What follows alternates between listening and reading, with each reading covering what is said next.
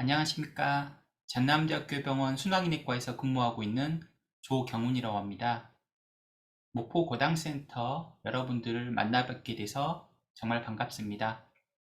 저는 전남대학교 병원 순환기내과에서 협심증, 심근경색증, 이상지지혈증 환자분들의 스텐트 시술을 포함한 진료와 연구를 주로 하고 있습니다. 이제 코로나가 조금씩 진정이 되고 있는 국면으로 보이는데요. 이제 여러분들도 소중한 가족, 친지분들과 함께 국내 여행뿐만이 아니고 해외여행도 가고 이렇게 좋은 시간을 보내기 위해서는 정말 건강이 가장 중요하다고 생각을 합니다. 그래서 오늘 이렇게 여러분들이 고혈압, 당뇨병을 잘 관리해서 건강한 삶을 지키는데 가장 중요한 질병 중에 하나죠. 심근경색증에 대해서 말씀을 드리고자 합니다. 제가 오늘 심근경색증에 대해서 설명을 드릴 자료는 보건복지부 그리고 심내혈관 질환관리 중앙지원단에서 제작한 자료를 바탕으로 말씀을 드리겠습니다.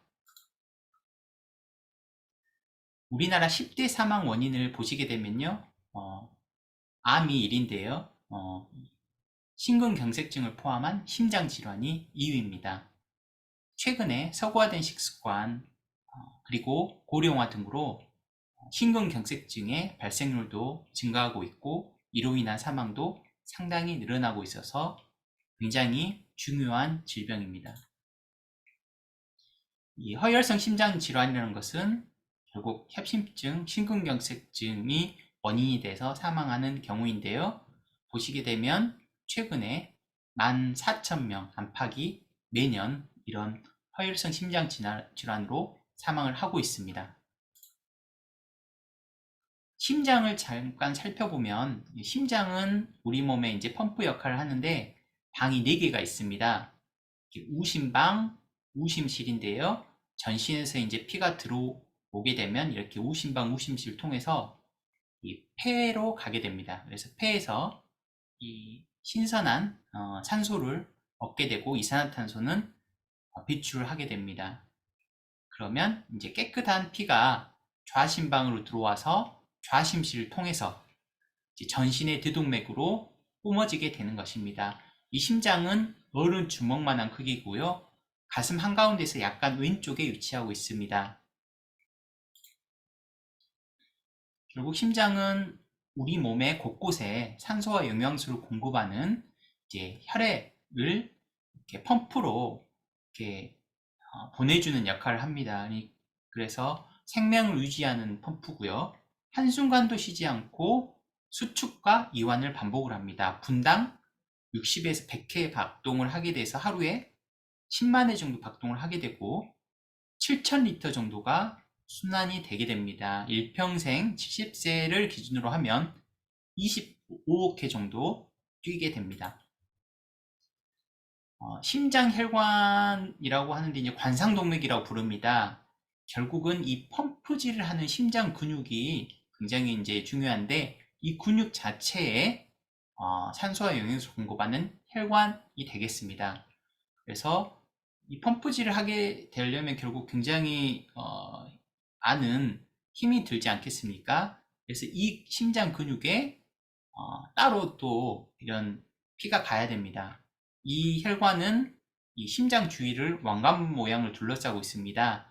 그래서 크게 세 가지 혈관이 있습니다. 그래서 오른쪽에 우관상동맥이 있고요. 왼쪽에 좌회선지, 좌전하행지 이렇게 큰 혈관이 세 개가 심장을 둘러싸고 있어서 이 심장의 근육에 산소와 영양소를 공급을 하게 됩니다. 이 혈관이 막히거나 좁아질 때 저희가 심근경색 협심증이라고 부릅니다. 죽상동맥경화증, 동맥경화증, 죽상경화증 이렇게 부르는데요. 결국 혈관 안쪽 벽에 콜레스테롤 등이 쌓여서 혈관이 점차 좁아지거나 막히는 질환입니다. 이렇게 수도관을 생각하시면 되는데, 정상 동맥은 뻥 뚫려 있겠죠. 이제 혈관벽에 지방층들이 쌓이게 됩니다. 그래서 심하게 쌓이면 좁아지게 되고요. 갑자기 막힐 수도 있습니다. 그러면 결국 우리 수도관에 물이 안 가면 어떻게 되겠습니까? 예, 굉장히 가정에 큰일이 일어나겠죠. 그래서 심장 근육에는 피가 안 가게 되면 심장 근육이 죽어버립니다. 괴사가 됩니다. 그래서 이 죽상동맥 경화증은 우리 몸에 이제 결국 수도관이 여러 군데 있는데요. 어디서나 생길 수 있습니다. 그래서 뇌혈관에 생기면 뇌졸중, 심장에 생기면 협심증, 심근경색증, 팔, 다리, 말초혈관에 발생하면 저희가 말초혈관 질환이라고 부릅니다. 심근경색증이란 결국 이 심장혈관, 관상동맥이 갑자기 막혀서 이 심장 근육에 혈액을 공급하지 못해서 심장 근육이 죽는 질환입니다. 협심증이라는 것은 관상동맥이 대개는 완전히 막히지 않고 좁아졌을 때 이 심장에 혈액 공급이 부족하게 되면 가슴이 아프게 되는 상태인데요. 결국 협심증이 진행을 해서 관상동맥이 막혀버리면 심근경색이 발생을 할 수 있습니다. 제가 심근경색증과 협심증을 분류를 하게 되고요. 또 협심증도 안정형 협심증과 불안정형 협심증으로 나눕니다. 이 안정형 협심증은 뭐 단어에서 나왔듯이 좀 안정적인 상태라는 것을 좀 말합니다. 그래서 통증도 10분 이내이고요. 운동이나 스트레스를 받을 때는 증상이 발생을 하는데 쉬면 완화가 됩니다. 안정형 협심증은 이 혈관에 좁아진 정도가 상대적으로 심하지 않은 상태라고 생각하시면 되고요. 불안정형 협심증은 보통 10분 이상의 통증이 생기고 휴식 시에도 나타납니다. 이 불안정형 협심증은 상당히 심장혈관이 심하게 좁아졌을 때 생기고요. 제가 심근경색증은 대개 20분에서 30분 이상의 통증이 계속 지속이 됩니다. 휴식 시에도 당연히 지속이 되고요. 혈관이 완전히 막히거나 거의 막혔을 때 이런 증상이 나타나게 됩니다. 대표적인 증상은 이 심근경색증은 가슴에 극심한 통증이 생기는데요. 일부에서는 이 가슴 통증 이외에 다양한 증상이 나타날 수가 있습니다. 특히 가슴 통증이 없는 경우도 있습니다. 식은땀이나 현기증이 나타나고 구토를 할 수도 있고요. 호흡곤란이 나타날 수도 있습니다. 그리고 가슴 통증과 동반이 될 수도 있고 가슴 통증이 없을 수도 있는데 목이 아프다거나 등이 아프다거나 왼팔이나 어깨가 아프다고 해서 의원이나 병원에서 통증 치료나 주사를 맞다가 심근경색증을 진단이 놓쳐가지고 심장이 멎어버리거나 돌아가시는 경우도 가끔 발생을 합니다. 그래서 특히 노인이나 당뇨병 환자 이런 경우에 이 심근경색증이 전형적인 가슴 통증이 없이도 발생할 수 있다는 사실을 알고 계셔야 됩니다. 이게 심근경색증 발생했을 때 가장 중요한 게 지체하지 말고 119에 전화해서 빨리 전문치료병원으로 옮겨야 됩니다. 왜냐하면 시간이 지체될수록 병원에 도착하기 전에 사망할 확률이 굉장히 높아집니다. 그래서 바로 의심이 되면 119에 연락을 하시고 최대한 빨리 병원으로 가셔야 됩니다. 보통 증상 발생하고 늦어도 12시간 이내라고 되어 있는데 6시간 이내에 도착을 하고 치료를 받아야지 어느 정도 심장이 근육이 죽은 근육을 살릴 수 있고요. 1시간, 2시간 이내에 도착할수록 훨씬 더 심장 근육을 많이 살릴 수가 있고 또 심장 기능이 떨어지는 것을 예방할 수가 있습니다. 그래서 최단 시간 내에 의심이 됐을 때 전문병원으로 가는 것이 굉장히 중요합니다. 그럼 심근경색증은 어떤 위험 인자가 있으면 잘 생기냐? 저희가 이제 나이가 들면 들수록 이 혈관이 결국 노화 현상 중에 하나거든요. 이 죽상동맥경화증이요. 그래서 나이가 들면 들수록 이 심근경색증 위험이 높아집니다. 그리고 일반적으로는 남자가 여자보다 발병률이 높은데요. 60대 이후부터는 여자가 더 높습니다. 가족 중에서 부모나 형제 중에 심장질환이 있으면 이러한 심근경색의 발생 위험이 높아집니다. 그 외에 이제 조절할 수 있는 위험 요인이 상당히 많습니다. 고혈압이나 당뇨병 등을 잘 조절하면은 심근경색 발생 위험을 낮출 수가 있습니다. 이상지질혈증, 또 운동 부족, 흡연이나 비만, 스트레스와 같은 이런 위험 요인들은 잘 조절을 하게 되면 심근경색증의 발생 위험을 낮출 수가 있기 때문에 이런 인자들이 있으면 심근경색증의 발생률이 높아지게 된다는 사실을 잘 아시고 적극적으로 관리하고 조절하는 것이 굉장히 중요합니다. 진단은 병원에 오시게 되면 가슴 통증이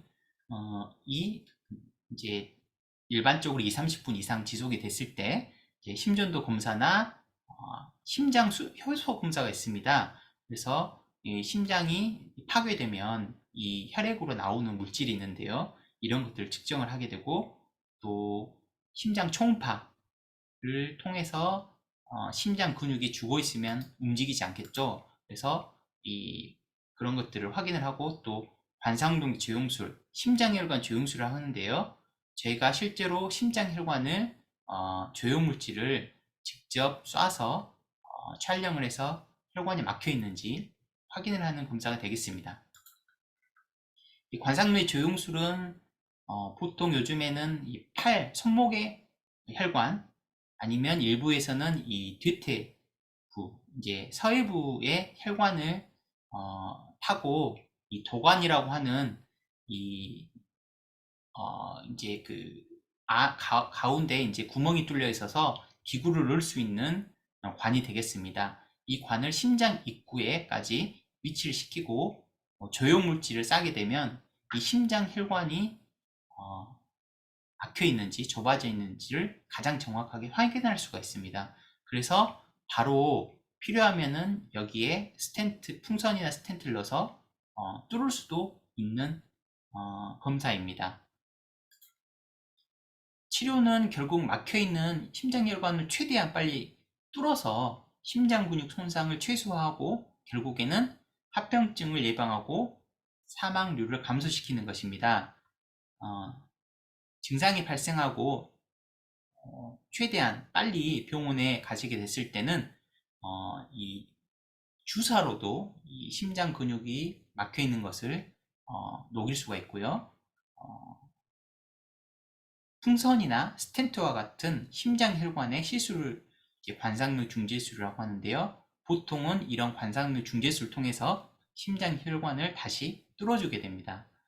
그리고 일부에서는 이 심장 혈관 우회술, 관상동맥 우회술이라고 하는데요.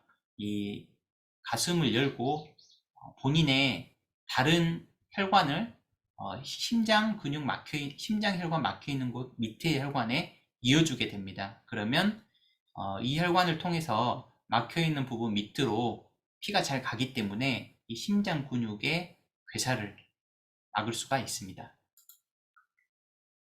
관상동맥 중재술 굉장히 많이 하는데요. 결국 손목이나 서해부 부위의 동맥을 통해서 도관을 삽입하고 관상동맥에 막혀 있는 곳을 정확하게 진단을 하고 풍선이나 스텐트로 혈관을 넓혀주는 시술이 되겠습니다. 그래서 이 과정을 조금 더 자세히 설명드리면 이렇게 좁아져 있는 곳에 이런 이제 풍선을 위치시키고 풍선을 확장을 시키면 이 좁아져 있는 곳이 펴지게 됩니다. 그리고 혈액이 이제 피가 그러면 당연히 잘 가겠죠. 풍선으로 완전히 다 펴지지 않았을 때는 이게 이제 결국 스텐트라고 하는 금속망인데요. 우리 인체 내에 굉장히 적합하게 만들어지는 금속망이라고 생각하시면 되겠습니다. 그래서 이 스텐트를 펼침으로써 이 좁아져 있는 혈관을 아주 멀쩡하게 이렇게 펼치고 피가 잘 통하게 할 수가 있습니다. 보시게 되면 이 심근경색 환자인데 이 혈관이 완전히 여기서 막혀 있는 것을 확인할 수가 있죠. 저희가 스텐트 시술까지 완료를 하고 이렇게 혈관이 잘 뚫어져 있는 것을 확인할 수가 있습니다. 시술을 잘 했다 하더라도요, 혈관이 다시 막힐 수 있습니다. 1년에 약 5% 이내의 확률로 다시 막힐 수가 있습니다. 시술하고 1년 이내에 재발할 가능성이 높고요. 그래서 이런 시술을 하신 분들도 다시 막히는 것을 방지하기 위해서 반드시 위험인자들을 잘 관리해야 됩니다. 수술은 일부에서 이제 심장혈관 관상동맥 중재술을 하기 어렵거나 환자분이 또 관상동맥 중재술보다는 수술을 하는 게 도움이 되는 경우가 있습니다. 그래서 가슴을 열고 보통 이제 내흉동맥이라고 해서 이 가슴에 있는 다른 혈관이 있는데요. 이것을 관상동맥에 막혀 있는 그 밑에 연결을 해주게 됩니다. 그래서 피가 막혀 있는 곳 밑에 혈관에도 잘 통할 수 있게 만들어주는 심장 수술이 되겠고, 대개는 흉부외과에서 수술을 시행하고 있습니다. 이제 가장 중요한 예방 수칙입니다. 그래서 심근경색증을 결국 예방하기 위해서는 가장 중요한 게 첫 번째로 환자분들께서 고혈압이나 당뇨병, 이상지질 혈증 이런 질병이 있다고 하면 이런 것들을 적극적으로 잘 관리하고 치료하는 것이 굉장히 중요합니다. 그래서 목표를 잘 세워서 관리를 하시고요. 규칙적인 운동, 또 금연, 절주, 저염식 등의 생활습관 관리도 굉장히 중요합니다. 그래서 필요한 경우에는 이런 부분들에 대해서 약물을 처방받고 잘 관리를 하는 게 중요합니다. 그리고 비만인 경우에는 이런 것들이 결국 고혈압, 당뇨병, 이상질질 혈증의 발생 위험도 증가시키고 또 조절도 어렵게 만듭니다. 그래서 결국 심혈관 질환 위험이 증가하게 됩니다. 그래서 비만, 체질량 지수인데요. 체질량 지수 결국 키와 몸무게를 활용해서 계산을 하게 되는데, 이런 지수가 높다거나 또 허리둘레 간단하게 재봐도 되는데요. 90cm 남자는 또 여성분들은 85cm 이상 됐을 때는 복부 비만이라고 할 수 있습니다. 이런 비만이 있으신 분들은 각별히 식습관과 운동을 꾸준히 해서 비만을 이렇게 치료하는 것이 굉장히 중요합니다. 규칙적인 운동 굉장히 중요한데요. 결국 혈압, 혈당을 낮추고 또 콜레스테롤 수치도 좋게 만듭니다. 체중도 감소시키고요. 그래서 심혈관 질환 예방에 도움이 됩니다. 최소 일주일에 3일에서 5일 이상 하는 것을 권장하고요.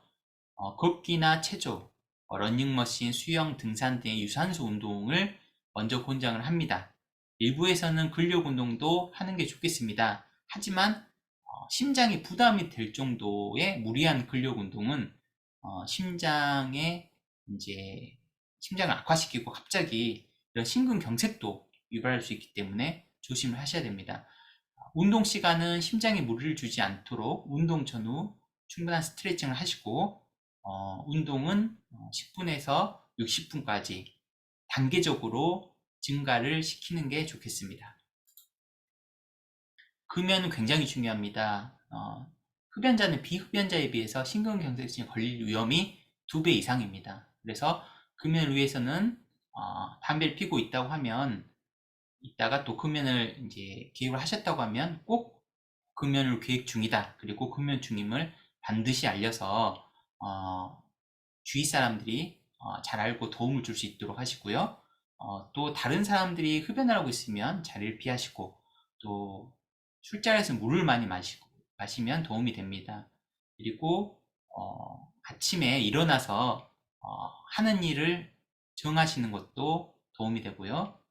또 담배를 피우고 싶을 때 다른 행동을 이렇게 정해서 하는 것도 도움이 됩니다. 예를 들어서 물 마시기나 음악 듣기, 스트레칭, 심호흡 같은 이런 것들을 정하면 좋고, 또 요즘에는 금연 클리닉이나 가까운데 의원이나 병원을 가시게 되면 이 금연을 도움이 되는 보조제나 또 약물이 있습니다. 그래서 굉장히 효과가 좋은 약물도 있기 때문에 연락을 해보고 가시게 되면 큰 도움을 받으실 수가 있습니다. 식이요법은 굉장히 중요하죠. 그래서 통곡이나 잡곡 같은 것들을 흰 쌀밥보다는 더 섭취를 많이 하시고요. 포화 지방산 콜레스테롤을 줄여야 됩니다. 등 푸른 생선은 주 2, 3회 섭취하면 좋고요. 채소류, 과일을 꾸준히 섭취하는 게 좋습니다. 싱겁게 먹는 게 중요하고, 인스턴트 식품 또 믹스커피가 굉장히 안 좋습니다. 줄이시고, 카페인이 또 많은 식품을 너무 많이 먹으면 안 좋습니다. 술은 꼭 하루에 한두 잔 이하로 먹는 게 좋겠습니다. 이 소금은 결국 우리 혈액 안에 이 수분을 끌어들여서 결국 혈압을 더 올리게 만들고, 이 고혈압은 심근경색증의 위험인자 중에 가장 중요한 인자죠. 그래서 이 소금 섭취를 줄이는 방법은 국이나 찌개 먹을 때는 국물을 남기시고요. 라면도요. 그리고 패스트푸드 가공식품 섭취를 가능한 줄이시고, 이 염장식품을 줄이시는 것이 좋습니다.